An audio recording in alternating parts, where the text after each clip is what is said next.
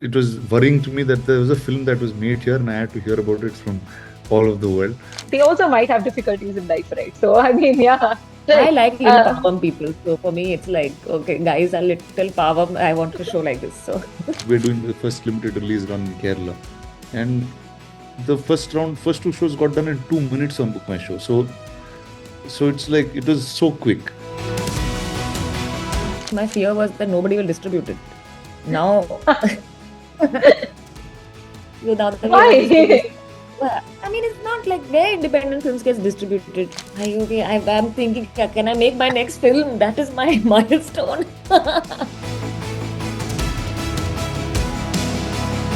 It's independent companies like ours. If you can kind of gather many more piles together and say, here you go, there's a lot of India that can resonate with the world, and I think that there will be some change in that direction.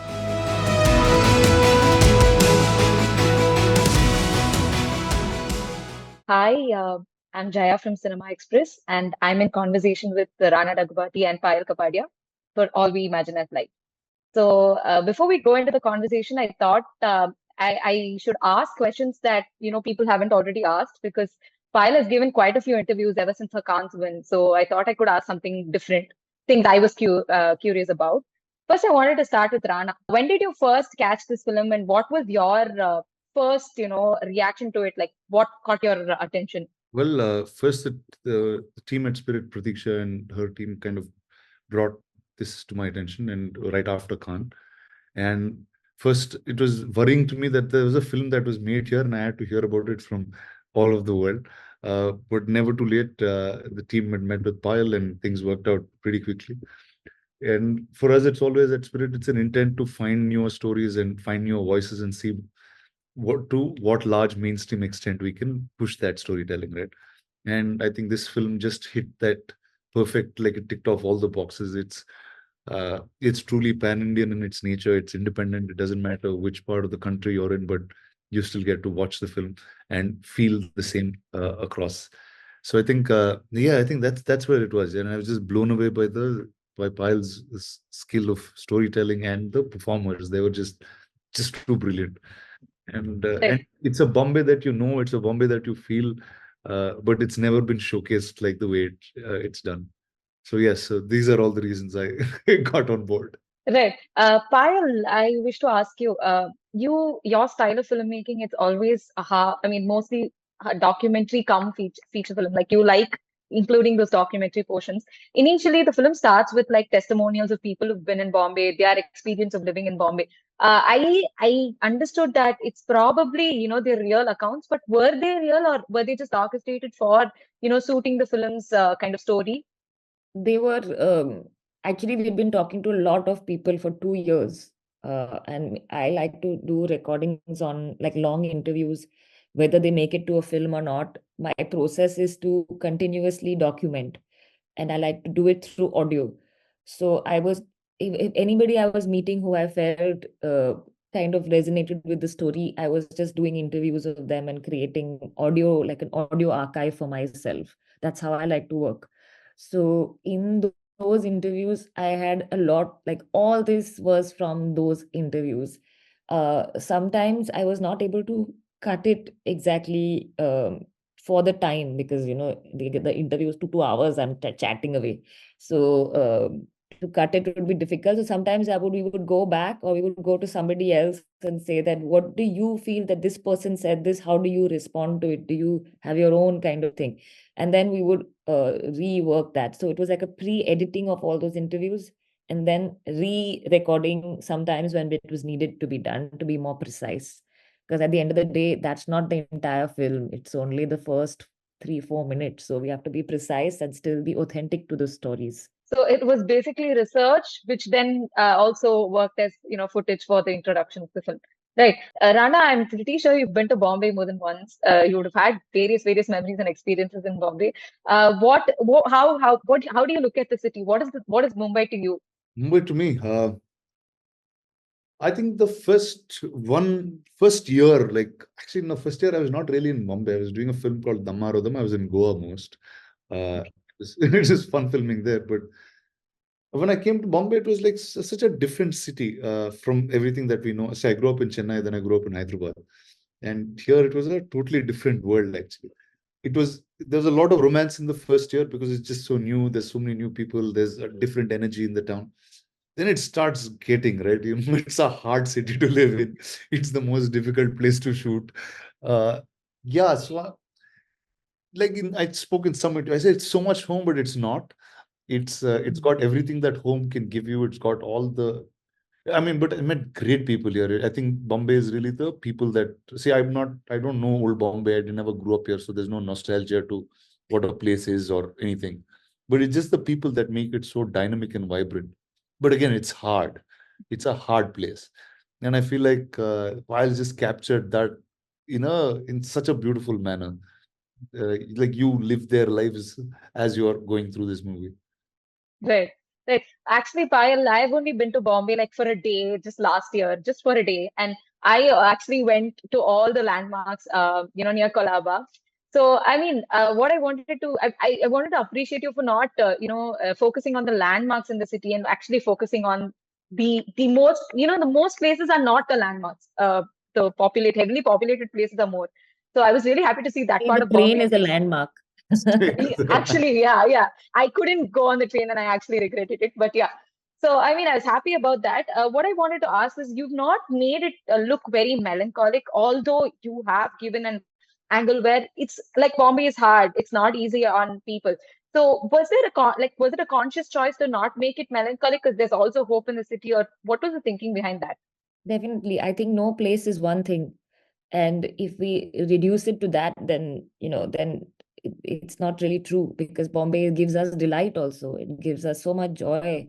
It gives us the possibility to roam the street at night and to go eat kebabs and to pani puri or whatever you like to eat. And it's a city of joy and of the difficulties. And that is a city that is cosmopolitan life. It is a life of diversity. It is a life of hearing Malayalam in the train or hearing somebody speak a dialect of Sindhi in the train. And it's about creating alienation with language, people struggling to fit in, or people, saying the most private thing, but in a language that only two of them speak, so nobody else understands. So this is what is Bombay for me. And I also have no nostalgia for its past or present, but I do feel that it's a very, very difficult city, and now more and more with the gentrification of the central part of Mumbai, happening. It's really hard for people who've lived there for a long time, and the new kind of setups that have replaced the mills and the mill housing. So these are all the concerns that I've had watching the city over the years, and yeah. Right, right. Your film, before we could all watch it, I think foreigners got to watch it first at Cannes, and so I wanted to ask. I think how I don't know. I mean, I'm asking out of curiosity how we as Indians view the film could be different as to how as foreigners who don't have an idea of how Bombay is or how Malayalis are, how they watch the film. So, what was one or a few compliments or comments that you heard that from foreigners, not from the Indian crowd, that really you still remember from your Cannes experience? I think people didn't really understand that we have so many different languages in India, and that actually you can be in a city and speak them so differently and nobody will understand. And poor Dr. Manoj in the film is struggling to learn Hindi. And so they were like, everybody doesn't speak Hindi. I was like, no, it's not like that. It's like we have a lot of different languages. We have a lot of different ways to form relationships and forge kind of community. And this was, I think, what people were really like, okay, there are different, it's Bombay is not like one monolith, but has so many diverse things. Right. And because you spoke about Dr. Manoj, I had this very small doubt. See, doctors are generally considered to be very brilliant people because to even pass that exam and become a doctor is a big thing. But in that He's a film, sonographer. oh, okay. Okay, because they call him doctor, so I thought, okay, because We call him. he's shown to be a little like, he can't learn Hindi easily, things like that. I like that touch to the, whole doctor thing because doctors are on a pedestal, which they deserve. I'm not saying they don't, but, they're always shown to be extra, extra brilliant. They also might have difficulties in life, right? So, I mean, yeah, I right. like little power people. So for me, it's like, okay, guys are little power. I want to show like this. So Right, right. Rana, I want to ask, films that release in festival for the festival crowd, they're really appreciated. Like, as a film critic, when I recently watched Kotukali, I don't know if you guys had the time to catch the film. It was a great film. But to be honest, a lot of common audience did not really relate with the film. So, do you guys, both Rana and Payal, do you guys have the fear that all we imagine as light may not be appreciated or recognized by the common audience here as much as it was appreciated at the Cannes? See, one is the word common audience in India is a very large number of people, like more larger than all of France and many other countries put together is our common audience, right? Uh, but the actual challenge is not is to find the niche in that common audience. It's how do you communicate with these set of people that this film is here. It's not the regular film that you watch every Friday. It's something that's much more unique. I think that's actually the first hurdle that we need to cross, because because once they watch it, they will like it a lot. Like we're doing the first limited release run in Kerala, and the first two shows got done in 2 minutes on Book My Show. So it's like it was so quick. So there's an energy to this. It's just that you have to, and also like the audience in Kerala watch much more independent things than the rest of the country. So it was just the right place to start with. And I think more and more will start translating when you know how to communicate this. Like it can't go through a regular mainstream channel and say, here, this is the audio event, this is the teaser, this is the trailer, damn, film is here. Like that can't happen to this. Right. But I think Rana's perspective is also a little from the business angle. Payal, as a filmmaker, you are going to give it to the audience, here who are, probably have had these experiences in Bombay, who are from different parts of the country. So, do you have that fear how people will, look at the film from here? See, first, my fear was that nobody will distribute it. Now, so now that we have Why? distribution, well, I mean, it's not like where independent films gets distributed. So many independent films get made, like, but they don't really get cinema. They don't get theater distribution. Now everything goes to OTT. But like to get it in the cinema, that for me was really like I was very, very happy about that. That was true joy, I think, for every filmmaker. So now that we've crossed that hurdle and it's going to be shown, then I am super happy about it. Now, whether people like it or not, don't make me nervous already. Today is the release. I'm so sorry for making you Crossed, nervous. and I hope. But like I said, like it's for independent filmmakers, it's just we feel so happy that our film is released, and we want to hear what people are saying, and we want to see whether the choices we made resonate with people. And yeah, it's just for me, it's just such a like a new thing. So you're just waiting, you want to wait and watch and see how things work out. Right. So Payal had spoken about how, filmmakers, aspiring filmmakers require more government should support them. There should be a fund where, their directorial choices are not affected, but at the same time, they're supported financially so they can actually, go and make a film. So, Rana, I'm asking from a purely business point of view. Do you think the success of All We Imagine as Light in India after its release would encourage governments to actually, Kerala is already doing it. What about other governments across the country? Like, do you think you would actually support filmmakers, aspiring filmmakers? See, I think every time, like, okay, the Kerala film industry has a certain fund for certain types of cinema. It's lesser in the others, but it's also never been structured in that manner. We just need to, the government also needs to understand, needs to see some volume in it. Like if they have, India is a very different country from the rest of the world, where still a large part of our country is below poverty, and there's all of that to be addressed. This somewhere comes in a slightly sophisticated manner, even for a government approach. So I think once it's independent companies like ours, if you can kind of gather many more piles together and say, here you go, there's a lot of India that can resonate with the world, and I think that there will be some change in that direction. Right. And Payal, I read in one of your interviews where you told that you write and rewrite scenes multiple times until and unless you get it right. And I think even All We Imagine is Light, you started this film way back during your FTII days. even before you made A Night of Not Knowing, even before you made that, you were, working on All We Imagine As. Like, I want to ask, like, I'm sure this writing and rewriting has given you the award that you've gotten today, because it means perfection. But there's also a flip side where, it takes a lot of time. And time is crucial when you want to make a name in the film industry. There's also this commercial aspect where you have to keep giving films to be relevant and things like that. So have you ever wondered about that, worried about that? Because I think your style is different. I wanted to hear it from you. For me, I'm a very process-driven person. So every film has its own process. In some films will take time because you are still trying to understand a lot of the characters. You're still trying to understand the setting and everything. So those things take time. And some films happen quickly because feel so easy to just flow into it. So every film has its own process. And for me, I like to give a film the time and process time it needs.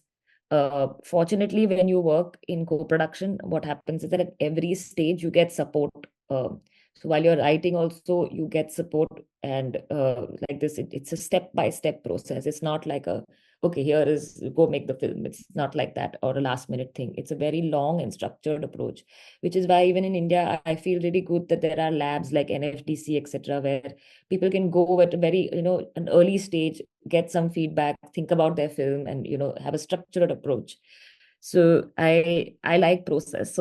But again, now I don't know. Now next film, who knows how the process will be or what. So nothing is like the same. Everything needs to be adapting, which is why even the distribution, they have come up with a plan which is so new and like refreshing to forge a new path for distribution. So everything is, we're always trying, and that's what's important. Also, when before your premiere of the film at the Cannes, you had mentioned in an interview that you were so excited to meet all the filmmakers you've studied about during FTII, and I think you went on to compete with some of them for the Palme d'Or, and then later you won the Prix award, of course. Like, what I wanted to ask was, this is amazing. Your first feature film, you've got a Cannes award. It's really great. It's such a big honor. I mean, I'm sure you have some kind of I don't know, milestone for yourself. So how I don't know, far the milestone has gone now? Is your new milestone really difficult, or how is it? Is the bar higher? Okay, I'm thinking, can I make my next film? That is my milestone. Okay. So Yeah, I recognition think more for than recognition. filmmakers, the greatest joy is to be able to make films. I think most people will say that only, like it's really privilege, yeah, to make films, like to be able to make films. So many people don't even get this privilege. So I feel like we have to continue to do it, and the fact that I can is such a wonderful thing for me. So That's your only thing going forward, only plan going forward, make films. make films or be able to make them.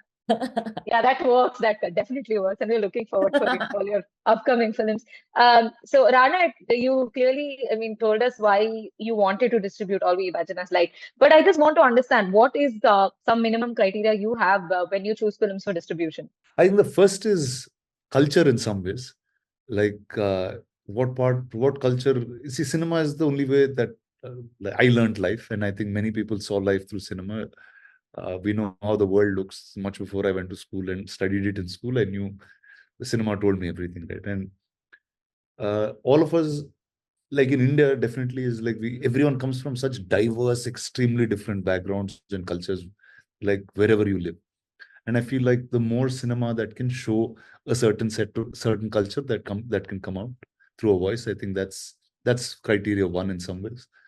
Then the aesthetic of filmmaking, the way people craft scenes, the way you craft emotions, uh, and yeah, and then just the voice to be very unique. You need to, why are you telling the story needs to be important. I think that's something that we'll really look forward to. And All We Imagine was way beyond all of those tick boxes, so we had to be part of this.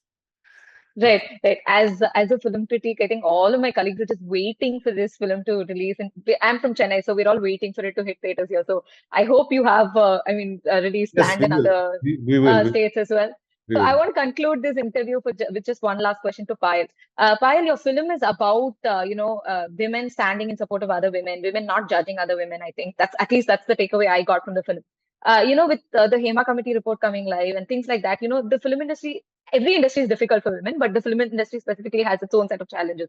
So how important do you think that the women of the industry should stay together and support each other for them to succeed in this industry?